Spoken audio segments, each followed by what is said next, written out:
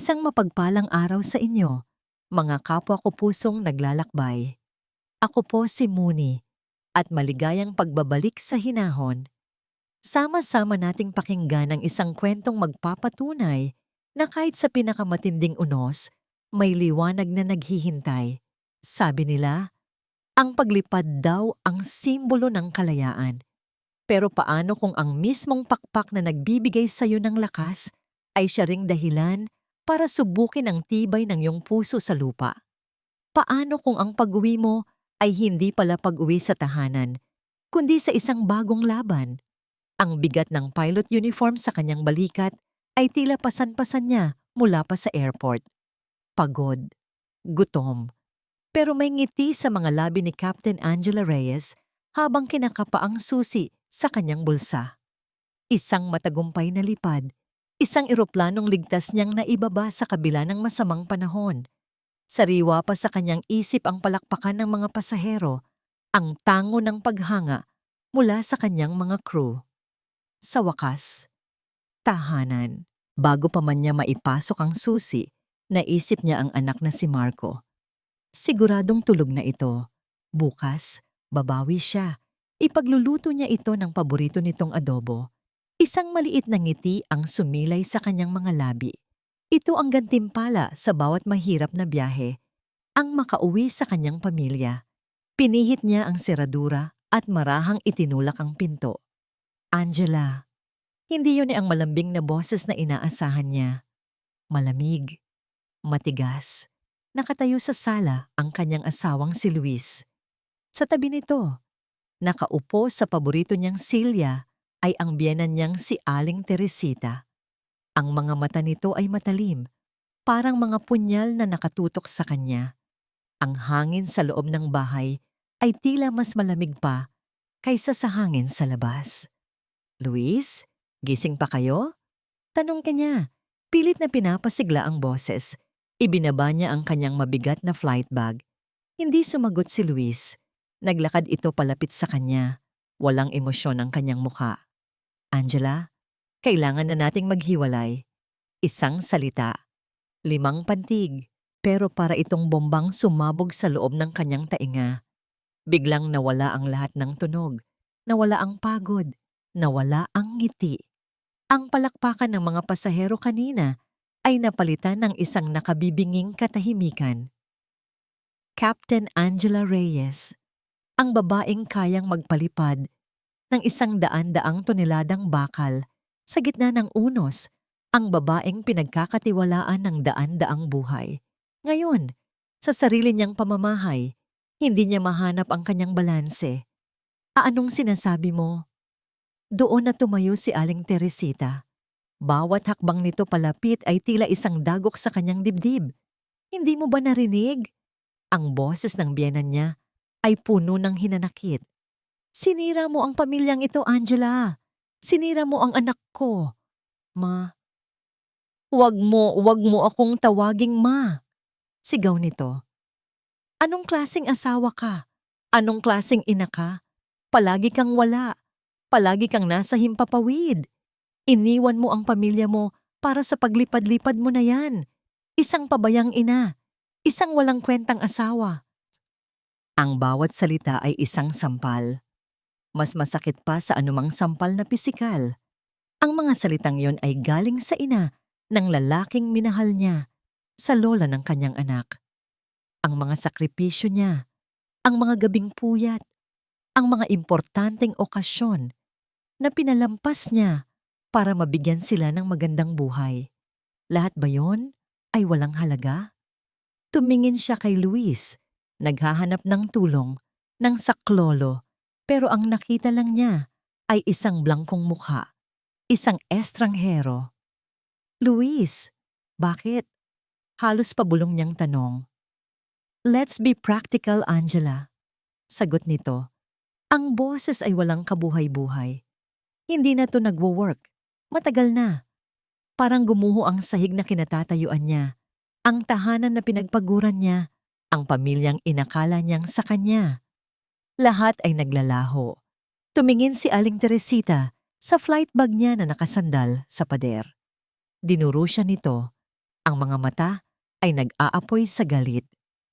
Umalis ka sa pamamahay na ito. Napatitig si Angela sa babae. Hindi makapaniwala sa narinig. Wala kang karapatan dito.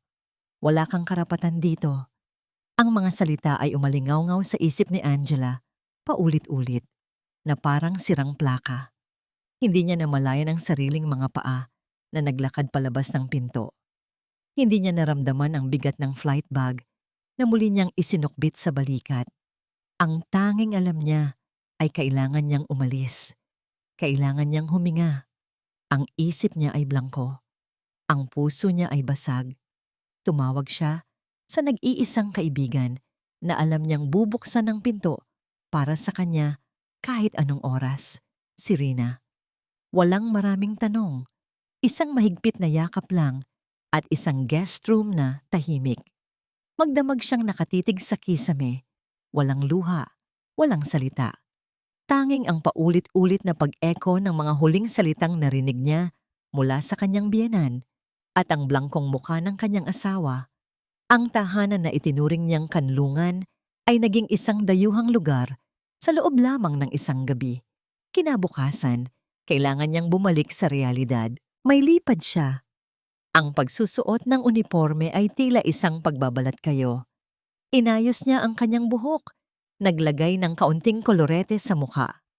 Nagdagdag siya ng concealer sa ilalim ng kanyang mga mata para itago ang pamamaga. Sa salamin, nakita niya si Captain Reyes. Matatag. Professional. Pero sa likod ng mga matang iyon ay si Angela. Wasak. Sa airport, bawat bati ng mga ground crew at ngiti ng mga kasamahan ay parang mga karayom na tumutusok sa kanya. Pakiramdam niya, alam ng lahat. Pakiramdam niya, hinuhusgahan siya ng buong mundo. Papasok na siya sa briefing room nang may tumawag sa kanya. Captain, ang boses na yon. Kalmado, malalim. Ang kanyang first officer, si Mateo. Lumingon siya, pilit ng ngumiti. F.O. Reyes. Hindi ito ngumiti pabalik. Tinitigan lang siya nito saglit. May pag-aalala sa mga mata nito, pero walang pag-uusisa, walang awa. Tanging isang tahimik na pag-unawa na hindi niya maintindihan kung saan nanggagaling. Iniabot nito sa kanya ang isang paper cup. "Cape, ma'am!" Napatitig si Angela sa mainit na tasa. Isang simpleng gesture, pero sa sandaling iyon, para itong isang salbabida na inihagis sa isang taong nalulunod. Tinanggap niya ito. Nanginginig ang kanyang kamay, kaya halos matapon ang laman. "Salamat," sabi niya. Halos pabulong. Hindi siya makatingin ng diretso sa mga mata nito. Tumangulang si Mateo at nauna nang pumasok sa briefing room, binibigyan siya ng espasyo. Habang iniinom ang mainit na kape, naramdaman ni Angela ang unti-unting pagkalma ng kanyang sistema. Ang lipad nila ay naging maayos, naging profesional sila, gaya ng dati. Ngunit sa bawat sandali ng katahimikan sa cockpit, ramdam niya ang presensya ni Mateo. Isang presensyang hindi nanghihimasok, pero nakaantabay. Ligtas silang nakalapag. Tapos na ang isa na namang araw ng trabaho. Habang naglalakad sa parking lot, nag-vibrate ang kanyang telepono. Isang text message mula sa isang numerong hindi pamilyar. Binuksan niya ito. "This is Ata Fernandez, counsel for Mr. Luis Jimenez. This is a formal request for you to relinquish any claim to the property at 14 Mariposa Saint Exchange. Mr. Jimenez is willing to provide a monthly allowance of 10,000 pesos for your personal expenses. Please respond accordingly." 10,000 piso. Ang init na dala ng kape ni Mateo kanina ay biglang napalitan ng isang nakakapasong lamig. Ang halaga ng kanyang mga sakripisyo, ang kanyang pagod, ang kanyang pagmamahal. Tinumbasan ng 10,000 piso. Ang bahay na dugot pawis niya ang puhunan. Ang tahanan ng anak niya. Ngayon, naintindihan na niya. Hindi lang ito paghihiwalay. Ito ay isang digmaan. At nagsisimula pa lang ito. 10,000 piso. Binasa ni Angela ang mensahe ng paulit-ulit pero hindi na pumasok sa isip niya ang insulto. Ang mga numero ay lumabo. Ang mga salita ay nawalan ng kahulugan dahil isang imahe lang ang pumuno sa kanyang buong pagkatao. Si Marco, ang kanyang anak. Binaliwala niya ang text message, ang bahay, ang pera. Lahat yan ay materyal. Ngunit ang kanyang anak, si Marco ang kanyang hininga. Si Marco ang kanyang haligi. At sa loob ng 2 araw, hindi niya pa ito nayayakap. Hindi na siya nag-isip pa. Sumakay siya sa kanyang kotse at nagmaneho papunta sa eskwelahan ni Marco. Bawat metro na tinatakbo ng sasakyan ay parang 1 kilometro. Bawat segundong lumilipas ay parang 1 oras. Ang tanging gusto lang niya ay makita ang nangiti ng kanyang anak, marinig ang boses nito at masigurong okay lang ito. Sakto ang kanyang dating. Bell para sa uwian. Nakatayo siya sa waiting area kasama ng ibang mga magulang at yaya. Ang puso niya ay kumakabog ng napakabilis. At nang sa wakas ay lumabas si Marco mula sa pinto ng classroom, ang lahat ng ingay sa paligid ay nawala. "Mama!"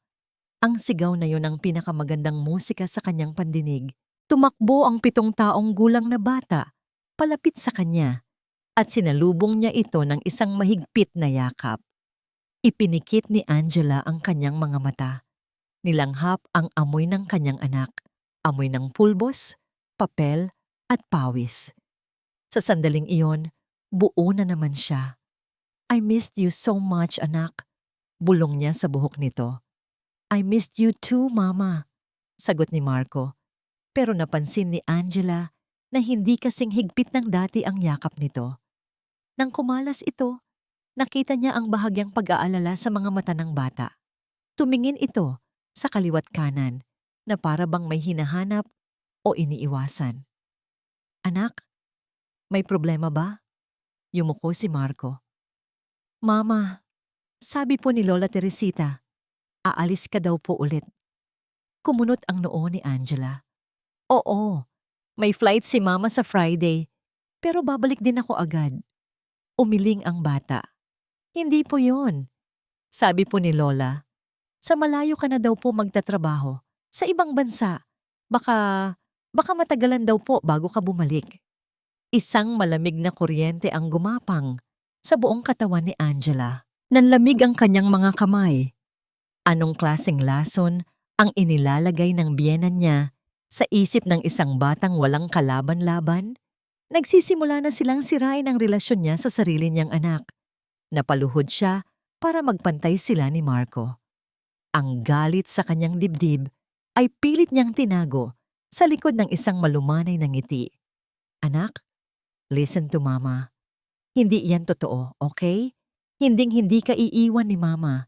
Kahit saan man ako magpunta, ikaw ang palaging uuwian ko." Nakita niya ang bahagyang ginhawa sa mukha ng anak. Inayos niya ang gusot na kwelyo ng school uniform nito at hinaplos ng kanyang daliri ang maliit na name tag na nakatahi doon. "Marco Reyes. Akin to," sabi niya sa sarili. "Anak ko to." "Promise, Mama?" tanong ng bata. "Promise," sagot niya at hinalikan ito sa noo. "Angela." Isang boses mula sa kanyang likuran ang pumutol sa kanilang sandali. Isang boses na dati ay naghahatid sa kanya ng kapanatagan, pero ngayon ay nagdudulot ng panlalamig sa kanyang buong buto. Dahan-dahan siyang lumingon. Nakatayo doon si Luis. Ang muka ay mas matigas pa sa semento. Agad na napakapit si Marco sa braso ng ina. Ang kaninang bahagyang ginhawa sa kanyang muka ay napalitan ng takot. Tumayo si Angela. Marahang inilagay si Marco sa kanyang likuran. Ang kanyang tindig ay nagbago. Hindi na siya ang asawang nasasaktan. Siya ang inang handang protektahan ang kanyang anak. "Anong ginagawa mo dito, Luis?" tanong niya. Ang boses ay kalmado ngunit may diin. "Sinusundo ko ang anak ko," sagot ni Luis. Idiniin ang salitang ko. Ang mga mata niya ay hindi tumitingin kay Marco. Nakapako ang mga ito kay Angela, puno ng hamon. "Ako ang susundo sa kanya ngayon. Umuwi na kayo," sabi ni Angela. Hinawakan ng mahigpit ang kamay ng anak. Hindi. Simpleng sagot ni Luis. Gumawa siya ng isang hakbang palapit. Marco, halika na kay Daddy. Uuwi na tayo. Lalong humigpit ang kapit ni Marco sa binti ng ina. Umiling ito. Ang mga mata ay nagsisimula ng mamasa. Gusto ko po kay Mama. Ang pagtanggi ng bata ang tila nagsindi ng galit sa mga mata ni Luis. Mabilis siyang lumapit at walang pasabing hinawakan ang kabilang braso ni Marco. Luis, ano ba? Nasasaktan ng bata. Sigaw ni Angela.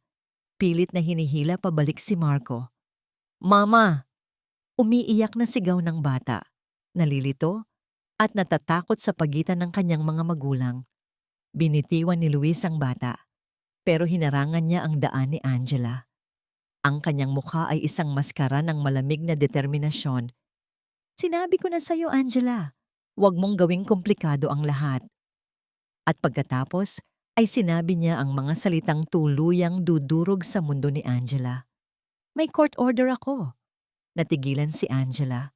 Ang ingay ng school grounds, ang tawanan ng mga bata, ang busina ng mga school bus, ang kwentuhan ng mga magulang, lahat ay biglang nawala. Inilabas ni Luis ang isang nakatuping papel mula sa kanyang pocket. Hindi na niya ito kailangang ipakita pa. Ang nangisi ng tagumpay sa kanyang mga labi ay sapat ng patunay. Hinawakan niyang muli si Marco at sa pagkakataong ito, hindi na nakapalag si Angela. Ang lakas niya ay tila naubos. Bawal kang lumapit sa anak ko. Hinila ni Luis ang umiiyak na si Marco palayo sa kanya. Bawat hakbang ng mga ito palayo ay isang patak ng lason sa kanyang ugat. Ang tanging naririnig niya ay ang humihinang iyak ng kanyang anak na tumatawag sa kanya. Mama, Mama. Nakatayo lang doon si Captain Angela Reyes, ang babaeng kayang lampasan ang anumang unos sa himpapawid, ngayoy nakaluhod sa lupa. Talunan, ang kanyang mga kamay na kanina lang ay mahigpit na nakahawak sa pinakamahalaga niyang yaman ay wala nang hawak. Hindi alam ni Angela kung paano siya nakabalik sa kanyang kotse. Ang alam lang niya ay nakaupo siya sa driver's seat, nakakapit ng mahigpit sa manibela, na para bang ito ang tanging bagay na pumipigil sa kanyang pagguho. Ang mga huling sigaw ni Marco ay patuloy na naglalaro sa kanyang isip. Mama! Mama! Doon, sa gitna ng katahimikan ng sasakyan, sa wakas ay bumuhos ang kanyang mga luha. Hindi ito isang tahimik na pag-iyak. Ito ay isang hagulgol na puno ng sakit, galit at kawalan ng pag-asa. Bawat patak ng luha ay para sa bawat sakripisyo niya na binaliwala, para sa bawat oras na malayo siya sa kanyang anak, para bigyan ito ng magandang kinabukasan, at para sa bawat pangako ng pagmamahal na sinira ng lalaking pinagkatiwalaan niya. Ang court order. Iyon ang sandatang ginamit ni Luis para tuluyan siyang lumpuhin. Nang maubos ang kanyang luha, ang natira ay isang malamig na pakiramdam, isang nakakapasong galit. Paano nagawa ni Luis ito? Paano niya nagawang gamitin ang sarili nilang anak bilang pananggalang sa kanyang mga kasalanan? Habang nagmamaneho pabalik sa bahay ni Rina, ang mga ilaw ng kalsada ay lumalabo sa kanyang paningin. Ngunit ang kanyang isip ay unti-unting lumilinaw. Hindi na siya iiyak. Hindi na siya magiging biktima. Kinuha ni Luis ang kanyang tahanan. Sinusubukan nitong kunin ang kanyang anak. Hindi siya papayag na kunin din nito ang kanyang dangal. Kinabukasan, sa halip na magmukmok, may ginawa si Angela. Nag-research siya, nagtanong. At nakahanap siya ng isang pangalan. Attorney Helena Ledesma, isang abogadong kilala sa pagiging matapang at walang inaatrasan, lalo na sa mga kasong family court. Ang opisina ni Attorney Ledesma ay hindi magarbo. Simple lang, pero organisado. Ang babaeng humarap sa kanya ay nasa mga mid-40s, matalim ang mga mata, at may aurang nagsasabing wala siyang panahon para sa drama. Captain Reyes, bati nito, hindi ngiti, kundi isang tango ng pagkilala. Umupo ka. Sa unang pagkakataon, mula nang mangyari ang lahat, ikinuwento ni Angela ang buong istorya. Ang mga puyat niya sa trabaho, ang mga perang pinadala niya para sa pagpapatayo ng bahay nila, ang mga pangarap nila na unti-unting naglaho, ang pag-uwi niya sa isang malamig na tahanan, ang mga salita ni Teresita, ang 10,000 pisong allowance, at ang pinakamasakit sa lahat, ang pagkuha kay Marco sa eskwelahan. Si Attorney Ledesma ay nakinig lang, hindi nagsasalita. Paminsan-minsan ay tumatango at nagsusulat sa kanyang notepad. Nang matapos si Angela, sumandal ang abogado sa kanyang upuan. Simple lang ang ginawa niya, Captain, sabi ni Attorney Ledesma sa isang prangkang tono. Inunahan kanya. Nag-file siya ng petition para sa sole guardianship at para makuha ang temporary restraining order. Pinalabas kanyang isang unfit mother, isang inang pabaya dahil sa trabaho, emotionally unstable at posibleng may ibang lalaki. Pero kasinungalingan ang lahat ng yan, giit ni Angela. Alam ko, sagot ng abogado. Pero sa mata ng korte, siya ang unang nagsalita. Siya ang naapi. Tayo ngayon ang may burden na patunayan ang kabaliktaran. Parang binuhusan ng malamig na tubig si Angela. Ngayon, mas naiintindihan na niya ang lalim ng bitag na inihanda ni Luis. Kinuha ni Angela ang kanyang pitaka at inilabas mula roon ang isang kupas ng litrato. Isang litrato nilang tatlo. Siya, si Luis, at isang maliit na Marco na masayang nakangiti sa isang beach. Tinitigan niya ito ng matagal. Ang pamilyang pinangarap niya. Ang pamilyang ipinaglaban niya. Ang pamilyang isa na lang palang kasinungalingan. Marahan, ipinatong niya ang litrato sa mesa ni Attorney Ledesma, nakataob. Handa na po ako, sabi niya. Ang boses ay mahina, pero buo. Walang bahid ng pag-aalinlangan. Isang bahagyang gamang ngiti ang sumilay sa labi ni Attorney Ledesma. Isang nangiti ng paghanga. Good, sabi nito. Because this will be a long and dirty fight. Tumingin ito ng diretso sa mga mata ni Angela. Para manalo tayo, kailangan nating patunayan kung sino talaga si Luis Jimenez. Kailangan natin ng ebidensya. Ang mga anino ay may mga mata. Ito ang naramdaman ni Angela sa mga sumunod na araw. Sa trabaho, ang dating masayang kumustahan ay napalitan ng mga pilit na ngiti. Ang mga bulungan sa sulok na biglang tumitigil kapag siya'y dadaan. Pakiramdam niya ay isa siyang salamin na basag. Lahat ay nakikita ang kanyang lamat. Walang nagtatanong ng diretso, pero alam niya. Kumakalat na ang kwento. Ang kwento na si Luis ang nagsimula. Ang kwento kung saan siya ang kontrabida. Ang pinakamatindi ay sa mismong village kung saan siya dati nakatira. Habang pauwi si Rina isang hapon, nakasalubong nila si Aling Cora, ang kapitbahay nilang mahilig makibalita. Ay Angela, hija! Bati nito. Ang boses ay puno ng pekeng pag-aalala. Kamusta ka na? Nabalitaan ko. Nako, ang hirap talaga ng buhay ano? Huwag kang mag-alala. Ipagdarasal kita. Okay lang po ako, Aling Cora. Salamat po. Sagot ni Angela. Pinanatiling matatag ang kanyang boses. Ngunit sa loob-loob niya, ang hiya ay parang isang tinik na bumaon sa kanyang lalamunan. Ang kahihiyan. Pero kasabay ng hiya ay ang pag-usbong ng galit. Hindi siya ang dapat mahiya. Sa gabing iyon, sa halip na hayaang kainin siya ng galit, ginawa niya itong gasolina. Inilabas niya ang lahat ng kahon ng mga lumang dokumento na naisalba niya. Mga bank statements, mga resibo, mga titulo. Sa dining table ni Rina, pinalibutan niya ang sarili ng mga papel. Hinahanap niya ang isang bagay na hindi niya alam kung ano. Isang butas, isang pagkakamali. Ngunit ang lahat ay tila maayos. Ang lahat ay nakapangalan sa kanila pareho. Ang lahat ay mukhang normal. Kinabukasan, sa operations office ng airline, habang kinukuha niya ang kanyang flight plan, Nagkataong na nandoon din si Mateo. Nakatayo ito sa tapat ng malaking board kung saan nakapaskil ang mga schedule ng lahat ng empleyado, mula piloto hanggang ground crew. "Captain," bati nito. Tumango lang. "Mateo," ganti niya. Nagkunwari siyang abala sa pagbabasa ng kanyang mga papel, pero narinig niya itong may sinabing parang sa sarili lang. "Madalas mag-overtime si Luisa. Laging sa hotel malapit sa Terminal 3. Masipag." Hindi umimik si Angela, pero ang mga salitang yon ay tumatak sa kanyang isip. Si Luis? Masipag?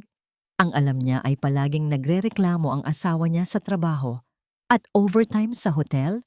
Anong ginagawa ng isang ground crew sa hotel? Nagpaalam siya kay Mateo at umalis.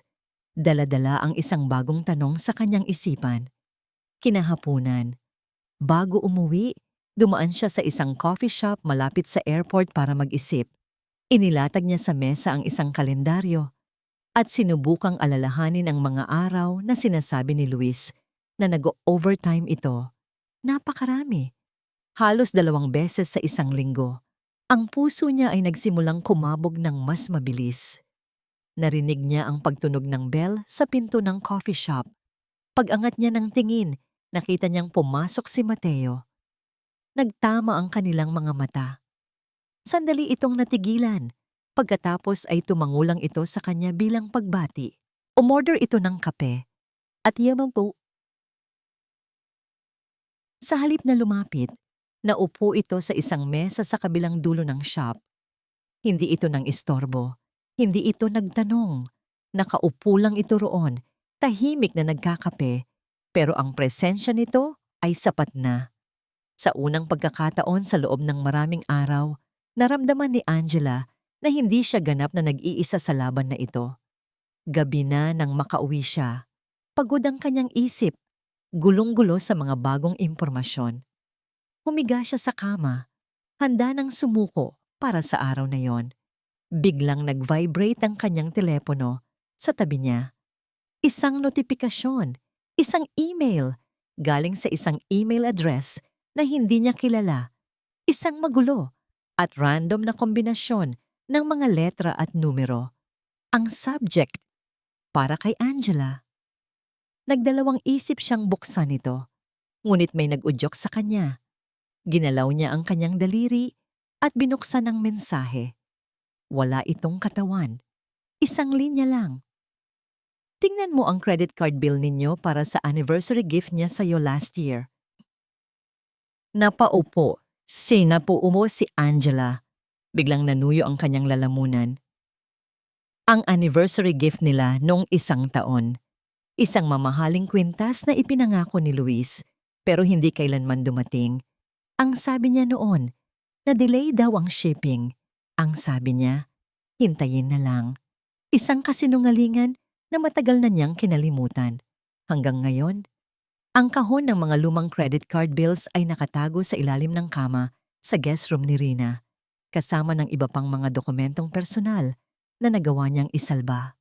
Nang gabing iyon, ang kahon na yon ay naging isang treasure chest o isang Pandora's box. Hindi pa siya sigurado. Nanginginig ang mga kamay ni Angela habang binubuklat ang mga sobre. Bawat statement ay isang sulyap sa nakaraan nilang mag-asawa.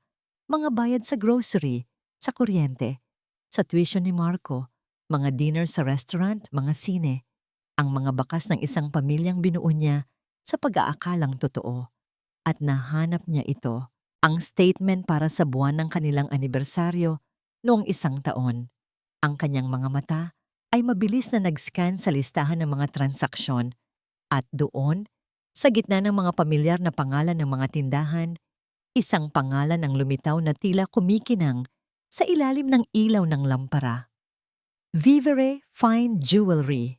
At sa tabi nito, isang halaga na halos makapagpahinto sa kanyang paghinga.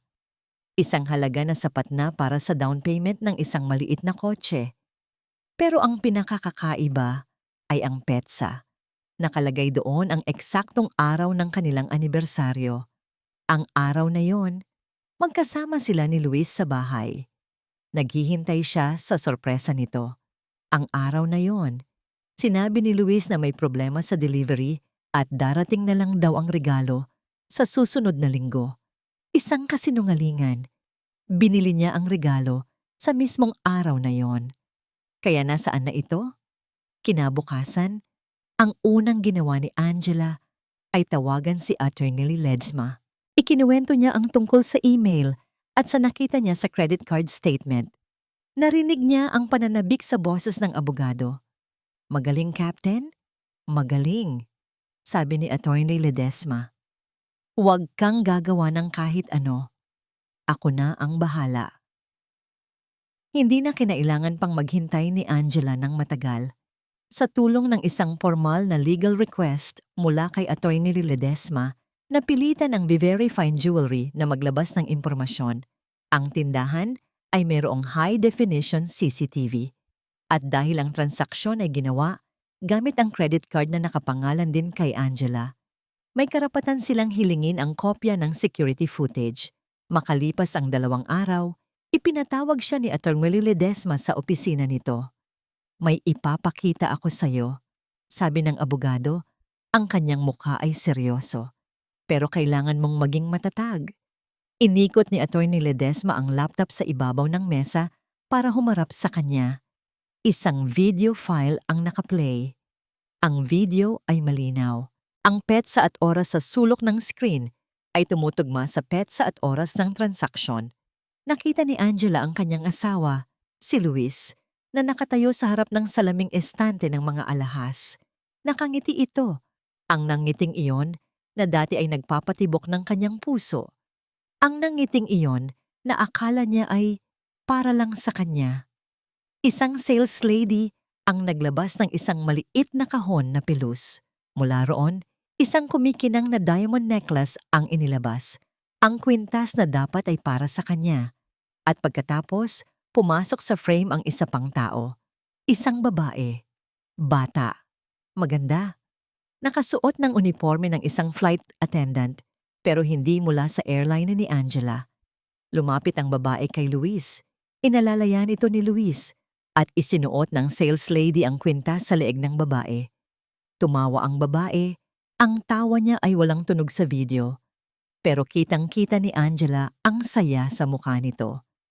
Niyakap nito si Luis at hinalikan. Sa sandaling iyon, hindi ang sakit ng pagtataksil ang naramdaman ni Angela. Hindi rin galit. Isang kakaibang klase ng kalinawan. Ang babae sa video ay hindi mahalaga. Ang kwintas ay hindi mahalaga. Ang mahalaga ay ang ngiti sa mukha ni Luis. Ang kasinungalingan na kayang-kaya niyang panindigan habang nakatingin ng diretso sa kanyang mga mata. Ang katotohanang habang siya ay naghihintay sa bahay para sa isang surpresang hindi darating, ang asawa niya ay ipinagdiriwang ang kanilang anibersaryo kasama ang ibang babae, gamit ang perang pareho nilang pinaghirapan. Ito ang ebidensya, ang unang piraso ng sandata na gagamitin niya para bawiin ang kanyang anak at ang kanyang sarili. Hindi siya umiyak, hindi siya sumigaw. Dahan-dahan niyang isinara ang laptop. Ang kanyang mga galaw ay kalmado at kontrolado. Ang piloto sa loob niya ang kumilos. Ang bahagi ng kanyang pagkatao na sinanay para harapin ang krisis ng may malinaw na isip. Huminga siya ng malalim. "I-save niyo po yan, attorney," sabi niya. Ang boses ay hindi nanginginig. "Lahat ng kopya." Tiningnan siya ni Atty. Ledesma, hindi nang may awa, kundi nang may paghanga. "Sinasabi ko na nga ba, matibay ka, Captain." Sumandal si Angela sa upuan. Naramdaman niya ang pagod, hindi sa katawan, kundi sa kaluluwa. Isang tagumpay, oo, pero isang tagumpay na nag-iwan ng mapait na lasa. "May isa pa tayong kailangang pag-usapan," sabi ni Atty. Ledesma. Ang tono nito ay muling naging seryoso na nagpabalik sa kanya sa realidad. "Ano po yun?" Tumawag ang korte kanina. Tumingin ang abogado ng diretso sa kanyang mga mata. Inset na nila ang petsa para sa unang hearing para sa guardianship ni Marco. Biglang bumilis ang tibok ng puso ni Angela. Ito na, ang laban na pinakatatakutan niya. At mukhang minamadali ng kampo ni Luis ang lahat, dagdag pa ng abogado. Gusto nilang matapos ito agad, habang sa tingin nila ay sila ang may hawak ng lahat ng baraha. Tumingin si Angela sa sarado ng laptop. Sa loob niyon ay ang kanilang alas. Pero sapat na ba ito? Minamadali ni Luis ang laban. Ibig sabihin, kampante ito. Mayroon pa itong ibang mga sandata na hindi pa niya nakikita. Ang maliit na tagumpay na naramdaman niya kanina ay biglang napalitan ng isang pamilyar na kaba. Ang laban para sa kanyang anak ay opisyal nang magsisimula. Ang bahay na dating puno ng ingay at tawanan ay ngayon ay tila napakatahimik. Masyadong tahimik. Nakaupo si Aling Teresita sa sala. Hawak ang isang nakaborda na tela, ngunit hindi nakatuon ang isip niya sa ginagawa. Ang kanyang mga mata ay blangko, nakatingin sa labas ng bintana. Sa loob ng ilang araw, napansin niya ang pagbabago sa kanyang apo, si Marco. Tahimik ito. Malungkot. Bihira ng maglaro, ni hindi na nito kinakausap ang kanyang ama, si Luis. Kung dati ay palagi itong nagkukwento tungkol sa mama niya, ngayon ay tahimik na lang ito kapag nababanggit si Angela. Anak, gusto mo ba ng merienda? Tanong niya kay Marco, na naglalaro ng kotse-kotsehan sa sahig pero walang imik. Hindi sumagot ang bata. Ang dati niyang masiglang apo ay tila naging isang robot na programmed para lang gumalaw, walang buhay. Marco? Pilit niya. Bakit malungkot ka, apo? May problema ba sa school? Umiling si Marco. Gusto ko po si mama. Napabuntong hininga si Aling Teresita. Ay apo, alam mo naman si mama mo, lagi sa eroplano, nasa malayo. Pero sabi ni daddy mo, magkakaroon ka daw ng bagong friend na palagi mo raw makakasama, hindi na aalis. Doon, biglang bumagsak ang kotse-kotsehan sa kamay ni Marco. Tumingala ito kay Aling Teresita, ang kanyang mga mata ay namumula. Pero ayoko po ng ibang friend. Gusto ko po si mama. Sabi niya, babalik siya, hindi niya ako iiwan. Umiyak si Marco, hindi lang isang simpleng pag-iyak. Ito ay isang hagulgol na puno ng matinding kalungkutan at pagkalito. Ang iyak na yon ay parang mga kutsilyong tumusok sa puso ni Aling Teresita. Sa loob-loob niya, kinikilabutan siya. Hindi ganito ang apo niya. Hindi siya kailanman naging ganito kasakit. Hindi niya inintindi ang pag-iyak ng bata. Niyakap niya ito ng mahigpit, sinubukang pakalmahin. Sige na apo, huwag ka nang umiyak.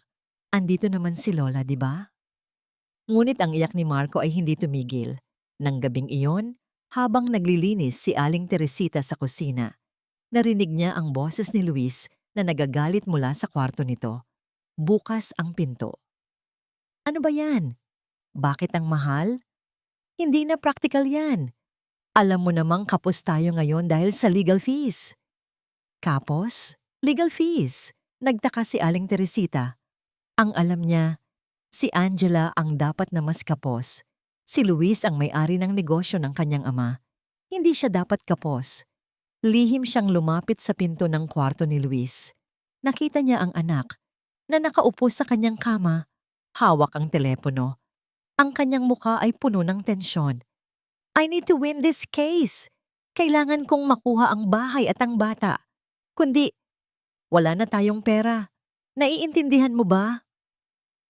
Halos pasigaw na, sabi ni Luis. Biglang bumilis ang tibok ng puso ni Aling Teresita. Pera? Ang pagmamahal ni Luis kay Marco ay dahil sa pera? Ang bahay na pinaghirapan ni Angela? Hindi ba't iyon ang ipinagkakalat ni Luis na ayaw ni Angela? Bumalik siya sa kusina.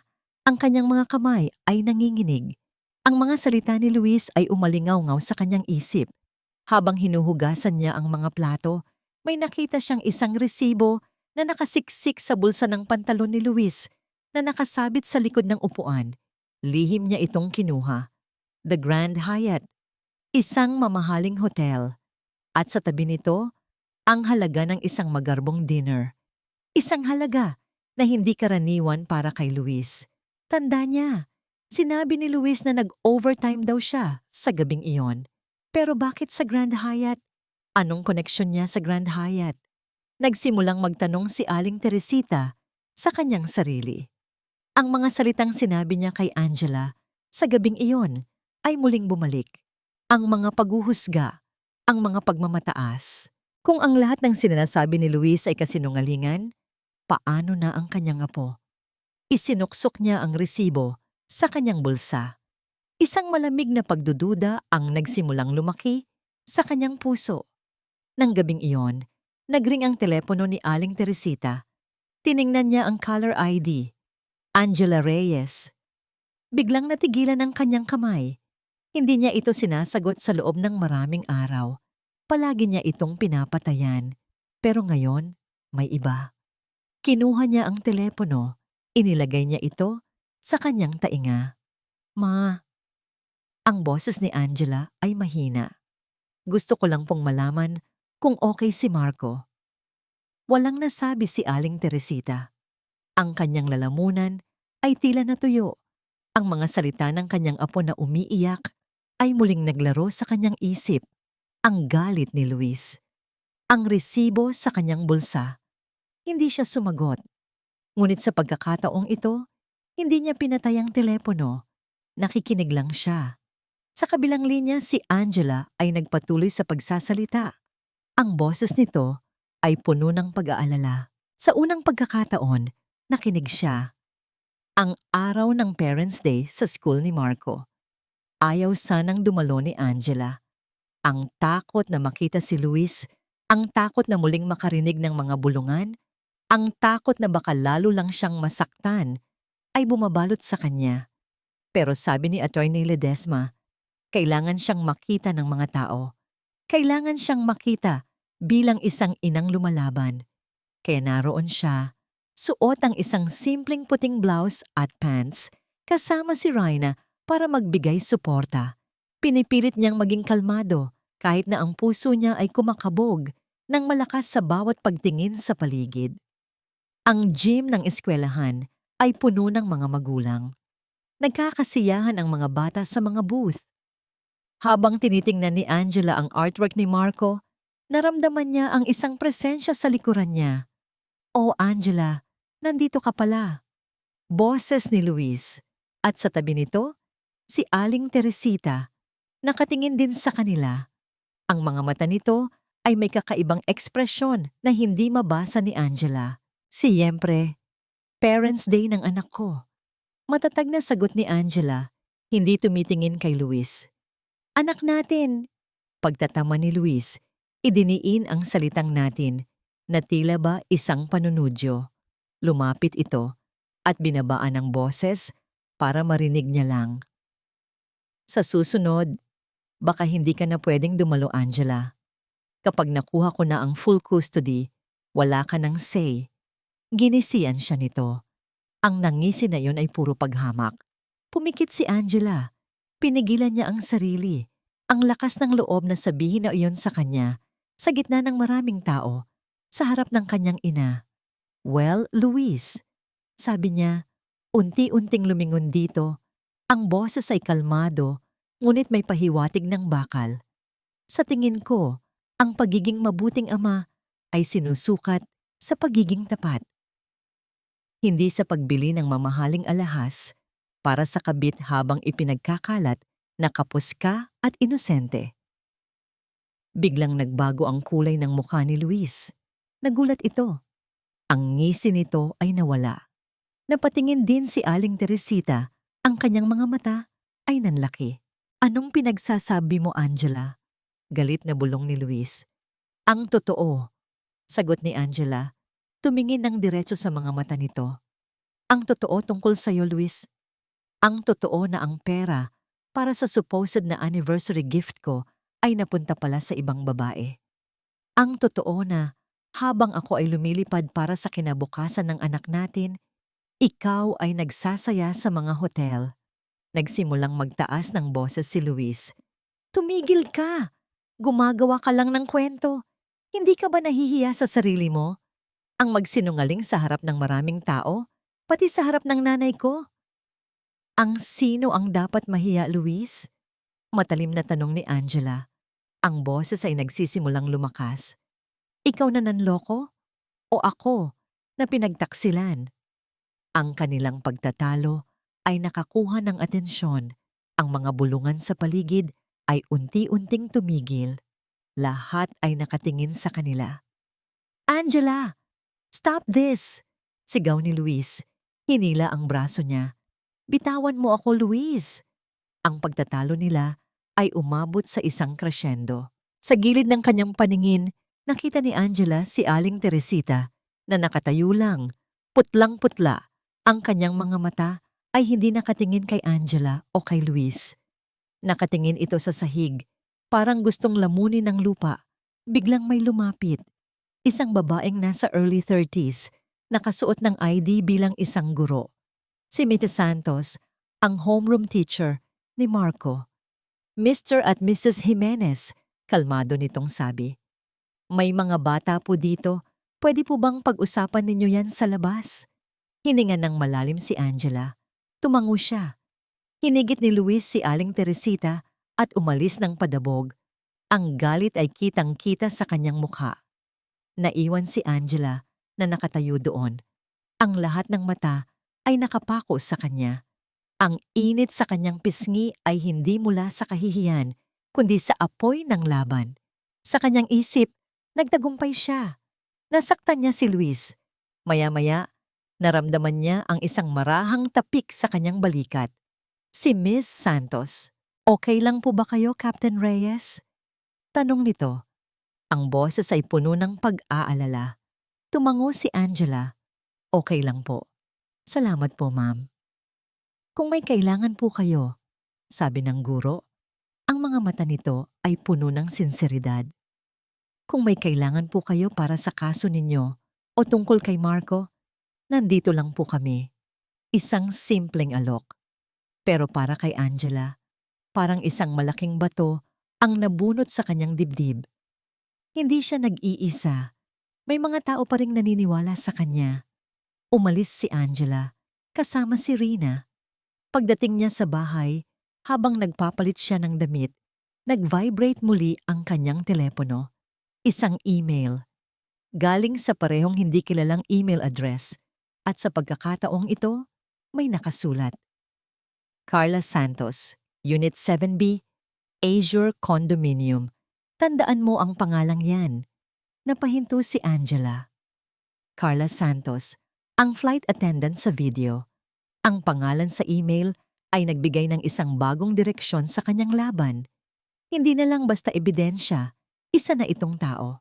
Carla Santos, Unit 7B, Azure Condominium. Ang pangalan at address ay umalingaw-ngaw sa isip ni Angela sa buong maghapon. Hindi siya makapag-focus sa trabaho. Pakiramdam niya, oras na para sa susunod na hakbang. Ang harapin ang kabit. Kinabukasan, pagkatapos ng kanyang flight, sa halip na umuwi, nagmaneho si Angela patungo sa Azure Condominium. Hindi niya kasama si Rina. Kailangan niyang harapin ito ng mag-isa. Ito ay isang bagay na kailangan niyang gawin para sa kanyang sarili, para sa kanyang anak. Habang naglalakad siya papunta sa unit number 7B, naramdaman niya ang isang halo-halong emosyon. Galit, kaba, at isang kakaibang pag-asa na sa wakas ay makukuha niya ang buong katotohanan. Huminga siya ng malalim at kumatok sa pinto. Ilang sandali. Pagkatapos, bumukas ang pinto. Si Carla Santos. Mas bata ito sa inaakala niya. Mga nasa mid-20s. Maganda, oo. Ngunit ang kanyang mukha ay hindi mayabang o mapanukso. Sa halip, ang nakita ni Angela ay isang ekspresyon ng pagkabigla at takot. Ang kanyang buhok ay magulo at nakasuot siya ng simpleng home clothes. Nagtitigan sila. Ang tahimik na hallway ay tila lumaki. Si Captain Reyes? Halos pabulong na tanong ni Carla. Ang kanyang mga mata ay nanlaki. Ako nga. Matatag na sagot ni Angela. Gusto kitang kausapin. Hindi nagsalita si Carla. Ngunit sa halip na isara ang pinto, marahan itong gumilid. Nagpapahiwatig na pumasok siya. Ang condo unit ay maliit pero malinis. May mga larawan ng pamilya sa dingding na nagpapakita ng isang normal na buhay, walang bakas ng karangyaan. Sa isang sulok, may nakita siyang isang malaking maleta na nakaimpake na. "Umupo po kayo, ma'am," sabi ni Carla. Ang boses ay nanginginig. Inalok niya si Angela ng isang basong tubig. Umupo si Angela sa sofa. Hindi niya tinanggap ang tubig. "Alam mo siguro kung bakit ako nandito?" Yumuko si Carla. "Opo, ma'am. Si Luis po." "Gaano na kayo katagal?" Diretso niyang tanong. Nag-angat ng tingin si Carla. Ang kanyang mga mata ay nagsisimulang mamasa. "Mga 2 taon na po, ma'am. Pero sabi niya po sa akin, hiwalay na kayo. Na may iba na kayo. Na kayo raw po ang hindi stable." Napakunot ang noo ni Angela. Hindi niya inaasahan ang ganitong depensa. "Puro kasinungalingan yan," sabi ni Angela. "Hindi ako hiwalay. Hindi ako unstall. At hinding-hindi ako nagkaroon ng iba." "Alam ko na po, ma'am," sagot ni Carla. At doon na bumuhos ang kanyang mga luha. "Narinig ko po sa balita. Yung sa inyo po sa school. Tapos nakita ko po yung post nyo sa social media. Kaya po ako nakipaghiwalay sa kanya." Nagulat si Angela. "Nakipaghiwalay? Inakala ko po, ma'am, mahal niya po ako." Patuloy ni Carla, humihikbi. "Sabi niya, ako lang daw po, na ako ang karapat-dapat, na ipapakilala niya po ako sa kanyang pamilya pagkatapos ng kaso ninyo." Sa puntong yon, isang malalim na pagkadismaya ang naramdaman ni Angela. Hindi para kay Carla, kundi para kay Luis. Ang abot-abot na panloloko nito, hindi lang siya ang biktima nito. "Anong kaso?" tanong ni Angela. "Ang kaso ninyo po sa bahay at sa anak ninyo," sagot ni Carla. "Ang sabi niya, kasalanan niyo raw po kung bakit nagkagulo ang lahat. Na kaya siya naghahanap ng ibang makakasama ay dahil pabaya kayo. Pero nalaman ko po, pinapakitaan niya lang ako ng mga edited na screenshots, mga text messages na gawa-gawa niya." Inilabas ni Carla ang kanyang telepono at ipinakita kay Angela ang ilang screenshots ng mga text messages. Sa mga mensaheng iyon, nilalait ni Luis si Angela. Tinatawag itong crazy, irresponsible, at materialistic. Ang pagkamuhi ni Angela para kay Luis ay umabot sa isang bagong antas. Hindi lang ito nanloko, siniraan pa siya nito sa harap ng ibang tao, kahit sa harap ng babaeng sinasabi nitong mahal niya. "Kaya po, ayoko na, ma'am," sabi ni Carla, pinunasan ang mga luha. "Aalis na rin po ako. Ayoko po ng gulo. Hindi ko po alam na ganyan siya. I'm so sorry po."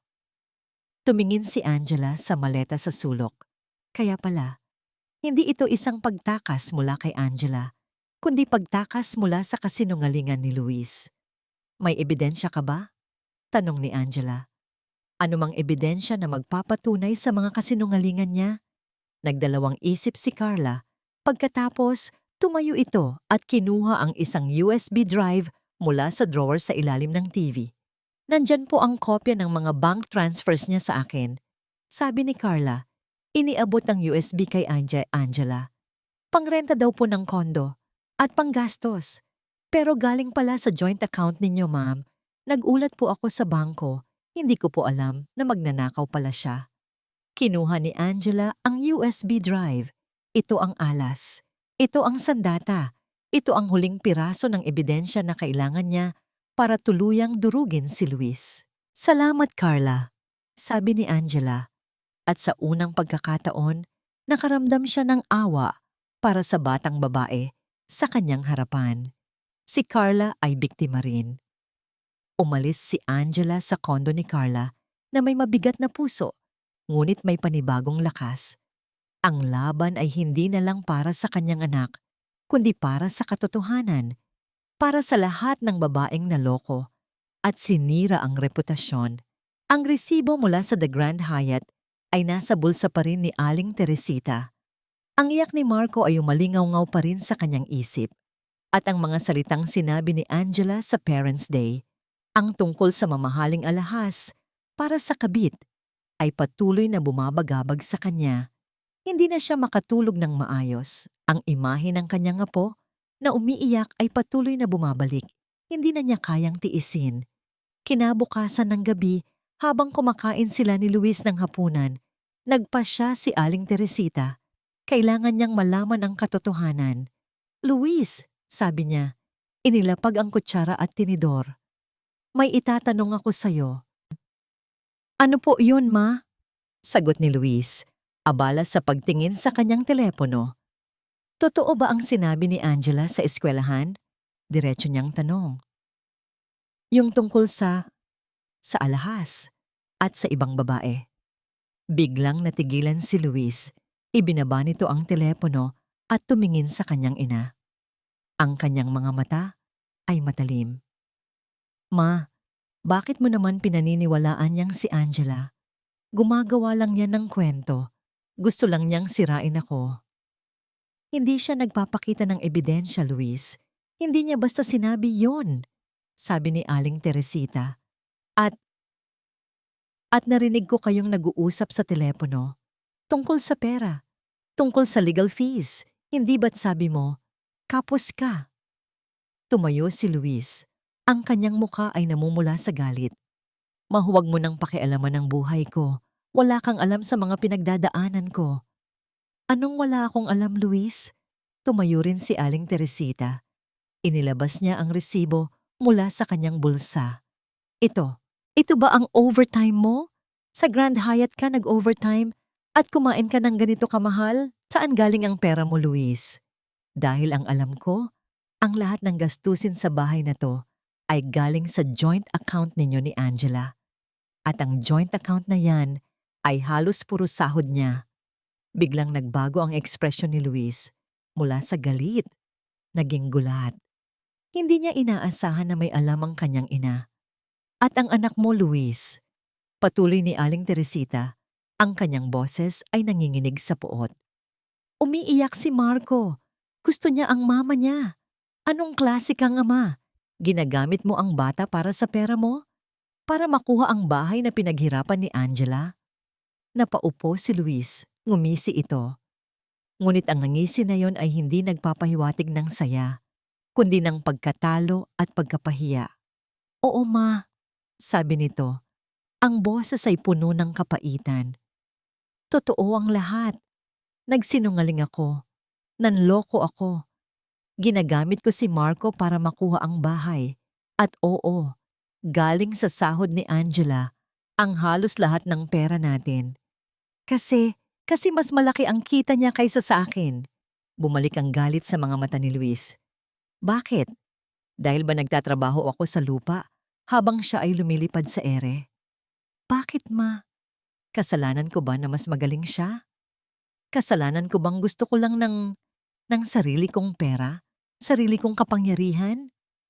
Tumingin si Aling Teresita sa kanyang anak. Sa loob ng ilang sandali, nanahimik siya.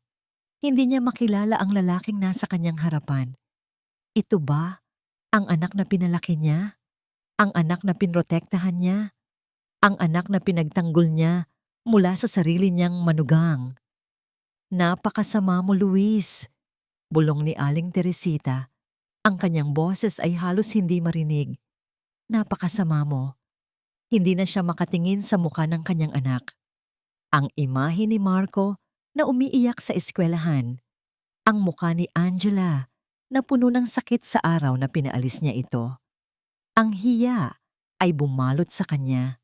Hindi para sa kanyang anak, kundi para sa sarili niya. Dahil pinaniwalaan niya ang kasinungalingan.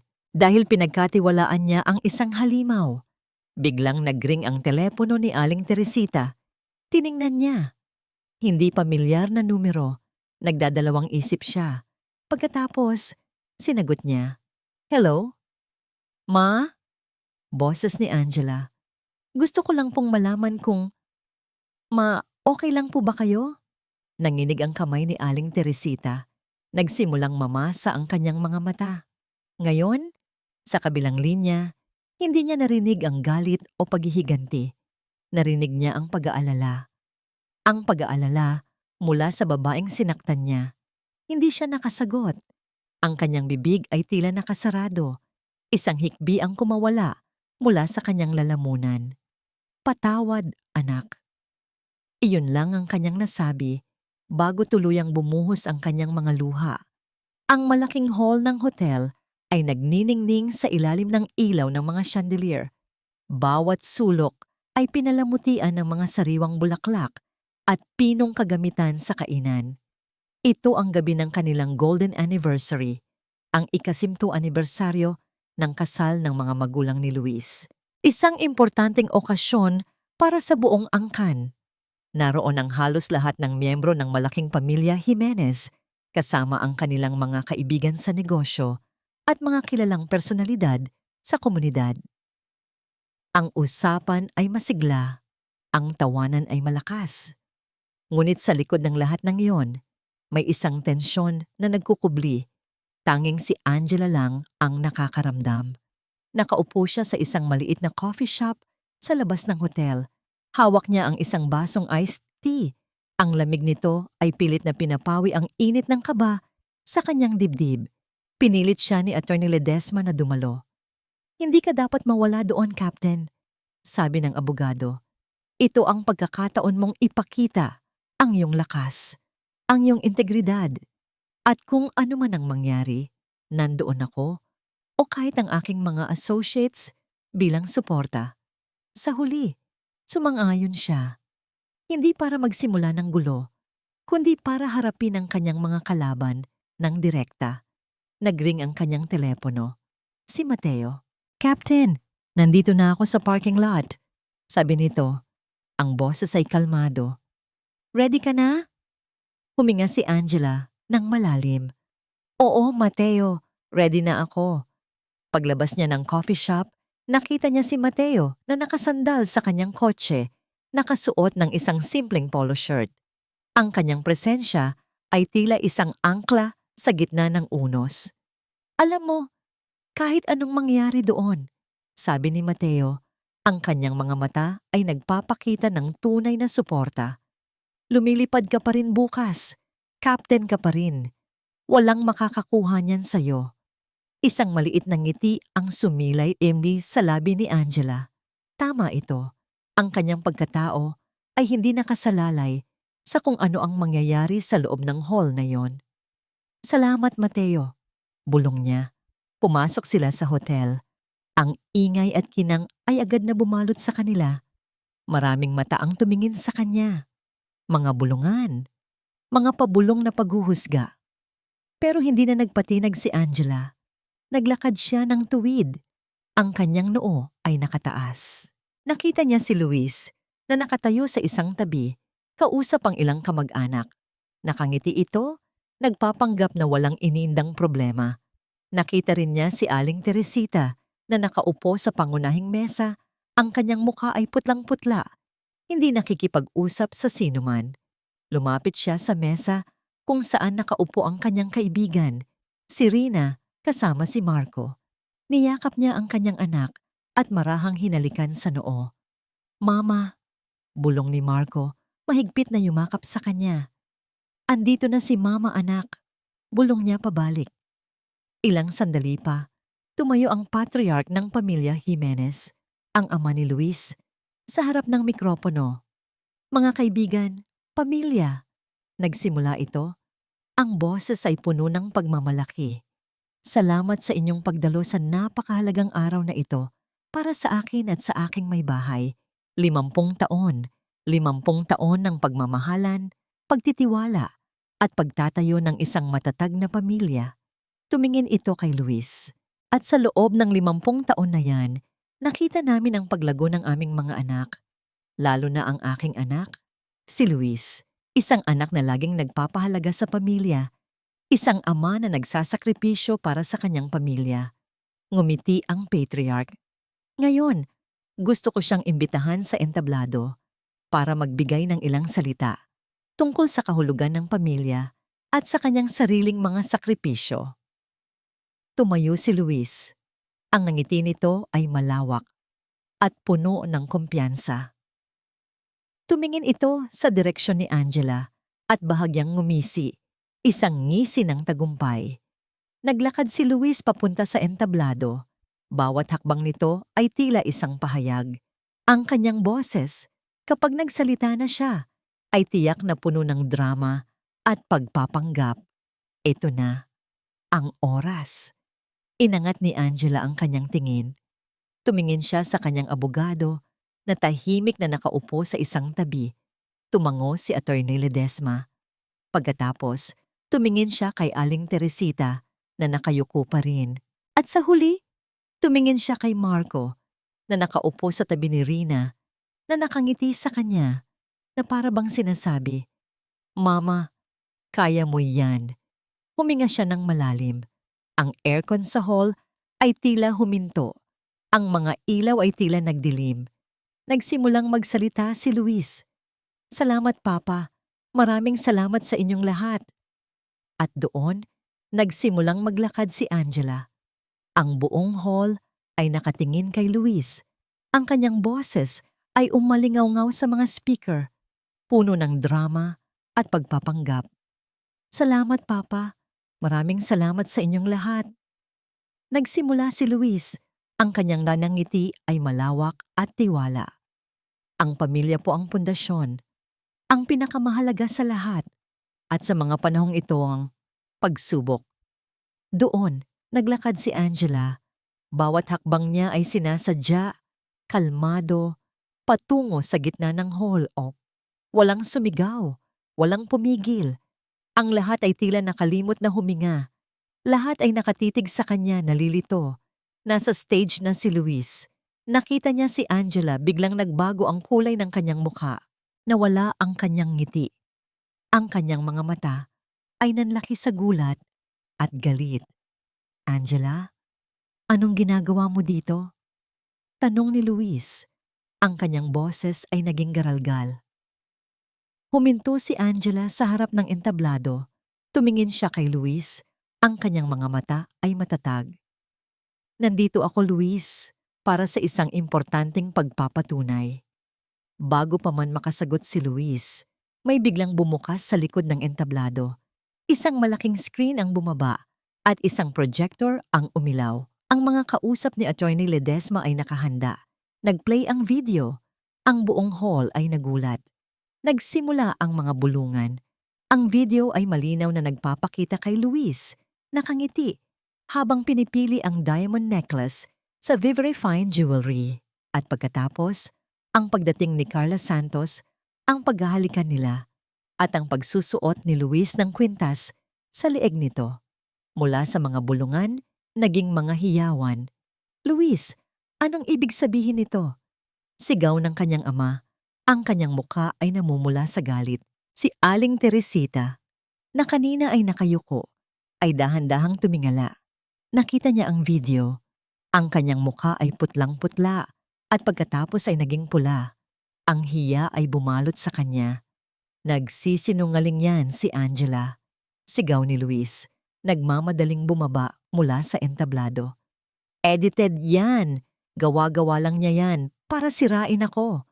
Ngunit bago pa man makalapit si Luis kay Angela, may nag-appear na naman sa screen. Isang screenshot. Ang bank statement mula sa kanilang joint account. At doon, nakasaad ang mga transfers kay Carla Santos para sa condo rent at personal expenses sa mga pets ang sinasabi ni Luis na nag-overtime siya. Nagsimula ang panibagong hiyawan. "Anak ng Luis!" Sigaw ng isang tiyuhin. Ang kanyang boses ay puno ng galit. Nagsimula ng magkagulo ang mga tao. Ang buong pamilya Jimenez ay nalantad sa harap ng kanilang mga bisita. Doon, nagsalita si Angela.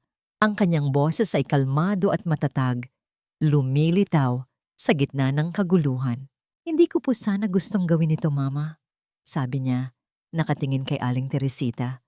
"Pero hindi ko po kayang palayain si Luis na patuloy na manira ng buhay, lalo na ang buhay ng anak ko." Tumayo si Aling Teresita. Ang kanyang mga kamay ay nanginginig. Nakatingin siya sa kanyang anak, si Luis, na ngayon ay nakayuko na sa kahihiyan, hindi na makatingin sa kahit kanino. Pagkatapos, tumingin si Aling Teresita kay Angela. Ang kanyang mga mata ay puno ng luha. "Patawad, anak," sabi ni Aling Teresita. Ang kanyang boses ay halos hindi marinig, pero sapat na para marinig ng mga malapit sa kanya. "Patawad sa lahat ng kasinungalingan, sa lahat ng paghuhusga. Totoo ang lahat ng sinasabi mo." Bumagsak si Aling Teresita sa upuan. Ang kanyang ulo ay nakayuko sa kahihiyan. Si Luis, na ngayon ay nasa gitna ng hall, ay tuluyang nawasak. Ang kanyang muka ay putlang-putla. Ang kanyang mga kaibigan at kasamahan sa negosyo ay tinalikuran siya. Ang kanyang pamilya ay nakatingin sa kanya ng may galit at pagkamuhi. Sa gitna ng kaguluhan, isang figure ang dahan-dahang lumapit kay Angela. Si Marco. Si Rina ang naghatid sa kanya. Lumuhod si Angela. Niyakap niya ng mahigpit ang kanyang anak. Sa wakas, ang kanyang anak ay nasa kanyang mga bisig. Ang kanyang puso ay parang nabunutan ng tinik. Naramdaman niya ang init ng mga yakap ni Marco. Ang amoy ng kanyang anak. Ito ang tagumpay, hindi ang pagbagsak ni Luis, kundi ang muling pagbabalik ng kanyang anak. Dahan-dahan, tumayo si Angela. Hawak ang kamay ni Marco. Hindi na siya lumingon kay Luis.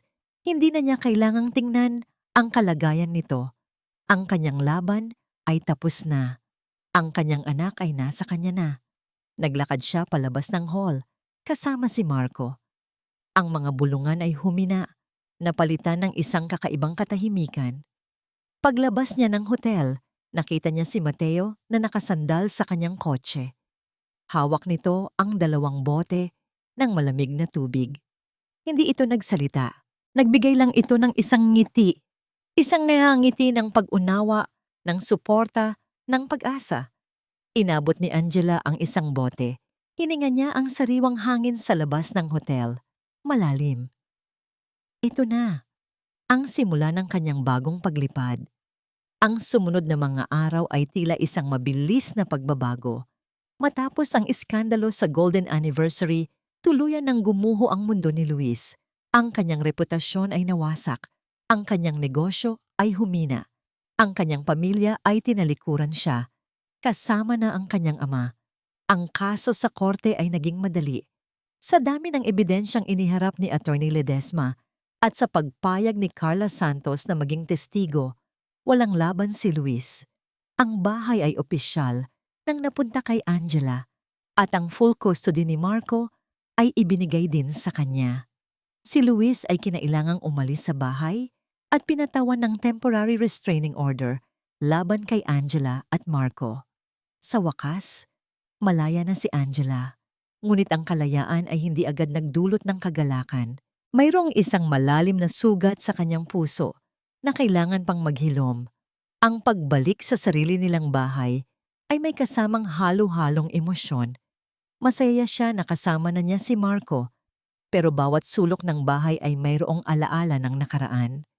Isang hapon, habang naglalaro si Marco sa sala at nagbabasa si Angela sa veranda, may kumatok sa pinto. Si Aling Teresita. Nakasuot ito ng isang simpleng dress, ang kanyang mga mata ay namamaga, at ang kanyang mukha ay puno ng matinding kalungkutan. Hindi na ito ang mayabang at nagagalit na biyenan na nakita ni Angela sa mga nakaraang buwan. Ito ay isang matandang babae na tila pasan-pasan ang bigat ng mundo. Simula ni Angela, ngunit pinutol siya nito. "Angela, anak," sabi ni Aling Teresita. Ang kanyang boses ay nanginginig. "Pwede ko bang makita si Marco?" Tumingin si Angela sa kanyang anak. Sa loob ng ilang sandali, nag-alinlangan siya. Ngunit nakita niya ang pagkasabik sa mga mata ni Marco. Sa huli, hindi niya kayang ipagkait ang lola sa kanyang apo. "Pasok po kayo," sabi ni Angela. Pumasok si Aling Teresita. Nakita siya ni Marco at agad na tumakbo palapit, yumakap sa lola. "Lola, Niyakap ni Aling Teresita ang kanyang apo ng mahigpit at doon na naman bumuhos ang kanyang mga luha. Patawad, apo! Patawad sa lola mo! Umupo sila sa sala. Nag-alok si Angela ng kape pero tumanggi ito. May dala itong isang paper bag. Nagdala ako ng kare-kare, sabi ni Aling Teresita. Ang kanyang boses ay mahina. Paborito mo dati to, di ba? Isang maliit na ngiti ang sumilay sa labi ni Angela. Oo, paborito niya nga. Ang kare-kare ng biyanan niya ay walang katulad. Kumain sila. Tahimik lang.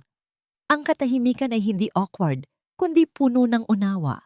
Hindi pa man nawawala ang lahat ng sakit, pero merong pahiwatig ng paghilom. Angela, sabi ni Aling Teresita, pagkatapos ng ilang sandali. Alam kong hindi sapat ang patawad ko. Wala akong mukhang maiharap sa'yo, pero sana mapatawad mo ako. Pinaniwalaan ko ang kasinungalingan ng anak ko. Pinagdudahan kita, pinasakit ko ang loob mo. Tumingin si Angela sa matandang babae. Ang kanyang puso ay puno ng sakit, pero wala siyang nakitang pagmamataas sa mga mata nito. Tanging pagsisisi. Hindi ko po kayang burahin ang nakaraan, ma, sabi ni Angela. Pero para kay Marco, kailangan natin siyang palakihin ng may pagmamahal. At alam kong mahal na mahal ninyo si Marco. Iyon ang kanyang pagpapatawad. Hindi isang malaking deklarasyon, kundi isang tahimik na pagtanggap. Umalis si Aling Teresita pagkatapos ng hapunan. Ang bahay ay muling naging tahimik, ngunit ang tahimik na yon ay hindi na puno ng kalungkutan, kundi ng kapayapaan. Sa mga sumunod na linggo, regular na dumadalaw si Aling Teresita para makita si Marco. Hindi na ito nakikialam sa buhay ni Angela o nagtatanong. Tanging ang presensya nito, ang pagmamahal nito sa kanyang apo, ang mahalaga. Isang araw, sa isang night stop sa Cebu, habang naglalakad siya sa lobby ng hotel, nakasalubong niya si Mateo. Captain? Bati nito, ngumiti. Mateo, ganti niya. Anong ginagawa mo dito? Connecting flight, sagot nito. Ikaw, okay ka lang ba? Tumango si Angela. Mas maayos na. Naglakad sila palabas ng hotel, patungo sa isang seaside restaurant. Nagkwentuhan sila tungkol sa trabaho, sa buhay. Walang pressure, walang pilit. Tanging ang dalawang taong naghahanap ng kapayapaan. Nang matapos silang kumain, habang naglalakad sila pabalik sa hotel, tumigil si Mateo. Angela, sabi nito, ang kanyang boses ay seryoso. Pagbaba natin sa Manila bukas, pwede ba kitang imbitahan magkape? Hindi bilang co-pilot, bilang ako. Tumingin si Angela sa kanyang mga mata. Sa mga mata ni Mateo, nakita niya ang paggalang, ang pag-unawa, at isang pag-asa. Isang bagong simula. Isang maliit na ngiti ang sumilay sa kanyang mga labi. Oo, Mateo, sagot niya. Gusto ko yan. Ang tasa ng kape ni Mateo ay bahagyang umuusok sa harap ni Angela. Ang araw ay sumisinag sa bintana ng coffee shop, nagbibigay ng mainit na liwanag sa kanilang mukha. Ito ang una sa maraming coffee dates nila. Walang pilit, walang drama, tanging mga kwento lang tungkol sa trabaho, sa mga pangarap, sa mga simpleng bagay sa buhay. Dahan-dahan, sa bawat pagtitig ni Mateo sa kanya, sa bawat tahimik na pag-unawa, at sa bawat ngiti nitong puno ng respeto, naramdaman ni Angela ang unti-unting paghihilom ng kanyang puso.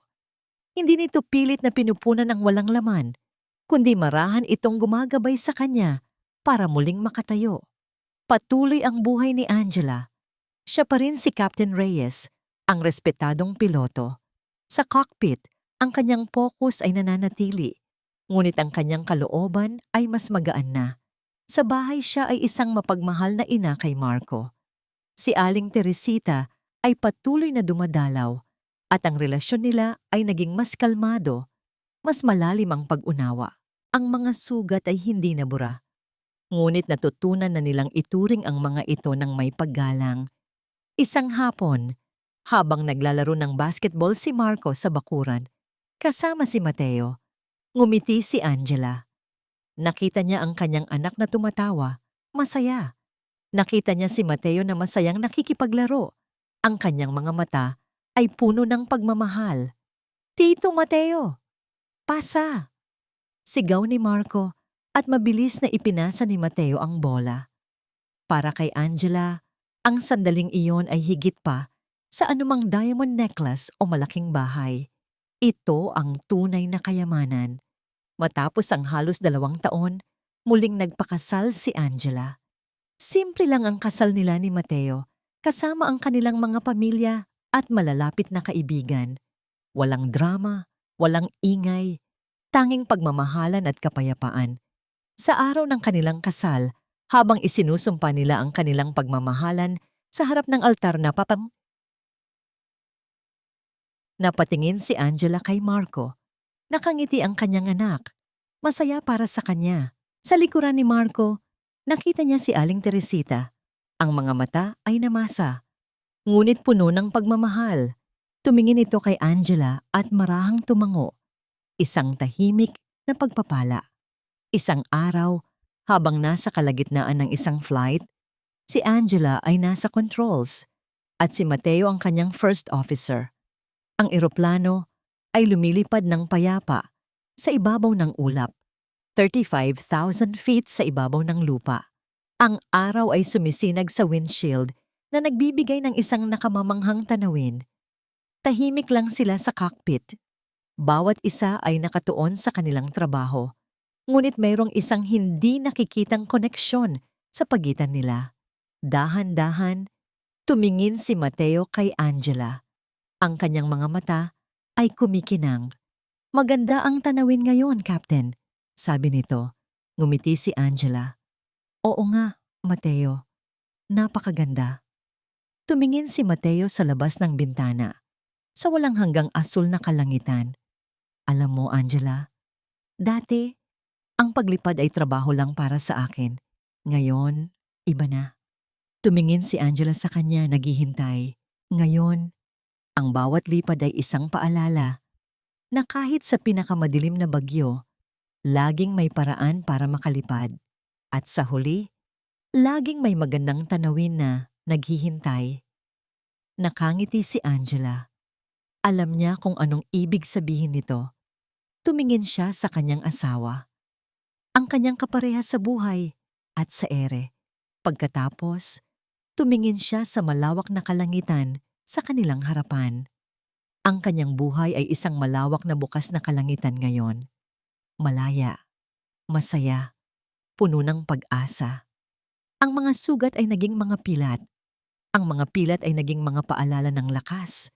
At ngayon, si Captain Angela Reyes ay handa ng lumipad, hindi lang sa ere, kundi sa bawat araw ng kanyang bagong buhay.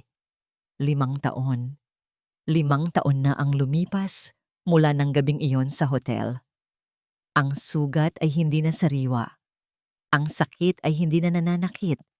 Ang alaala ay isang mahinang anino na lamang na paminsan-minsan ay tumadaan, ngunit hindi na nagtatagal. Nakaupo si Angela sa bleachers ng basketball court, pinapanood ang kanyang anak, si Marco, na ngayon ay isang binatilyo na, masiglang naglalaro kasama ang kanyang mga kaibigan. Ang nangiti ni Marco ay totoo. Ang tawa niya ay malakas. Isang masaya at malusog na bata. Sa tabi niya, nakaupo si Mateo, ang kanyang asawa. Hawak nito ang kanyang kamay. Ang kanilang mga daliri ay magkakaugnay. Hindi na lang sila piloto. Sila ay mga magulang. Sila ay isang pamilya. Mula sa kabilang dulo ng bleachers, may sumigaw. "Go, Marco! Shoot mo yan!" Nakangiti si Aling Teresita, masiglang kinakaway sa kanyang apo. Hindi na ito ang malungkot na matandang babae. Ang kanyang mukha ay puno ng buhay. Ang kanyang mga mata ay kumikinang sa pagmamahal para sa kanyang apo. Regular siyang dumadalaw, nagluluto ng paboritong pagkain ni Marco, at minsan ay nagbabantay pa kapag may flight sila ni Mateo. Lumingon si Mateo kay Angela. Masaya ka, Captain? Ngumiti si Angela. Masaya ako, Mateo. Napakasaya. Di nag-vibrate ang telepono ni Angela sa kanyang bulsa. Isang text message. Galing sa isang numerong hindi niya kilala. Binuksan niya. Angela, I saw Marco playing. He's grown so much. I hope you're truly happy. I'm so sorry for everything. Walang pangalan. Ngunit alam ni Angela kung sino ang nagpadala. Si Luis. Tiningnan niya ang mensahe ng matagal. Sa loob ng ilang sandali, bumalik ang ilang alaala. Ang sakit, ang galit. Ngunit ngayon, ang mga alaalang iyon ay wala ng talim. Huminga si Angela ng malalim. Pagkatapos, marahan niyang pinindot ang delete. Hindi niya kailangan ng formal na pagpapatawad mula kay Luis. Hindi niya rin kailangan ng mga salita nito. Ang kanyang pagpapatawad ay matagal nang naibigay, hindi para kay Luis, kundi para sa sarili niya. Para sa kanyang kapayapaan, ang pagpapatawad ay hindi nangangahulugang paglimot, kundi pagtanggap na ang nakaraan ay hindi na makakasira sa kanyang kasalukuyan. Ang kanyang kapayapaan ay hindi dumating sa pagkawala ng bagyo, kundi sa kakayahan niyang lumipad sa gitna nito. Ang kanyang pag-ibig ay hindi natagpuan sa pagtatago mula sa sakit, kundi sa pagharap dito ng buong tapang. Ang kanyang pangarap na pamilya ay hindi na isang perpektong larawan, kundi isang totoo, may mga peklat, ngunit puno ng pagmamahal at pag-unawa.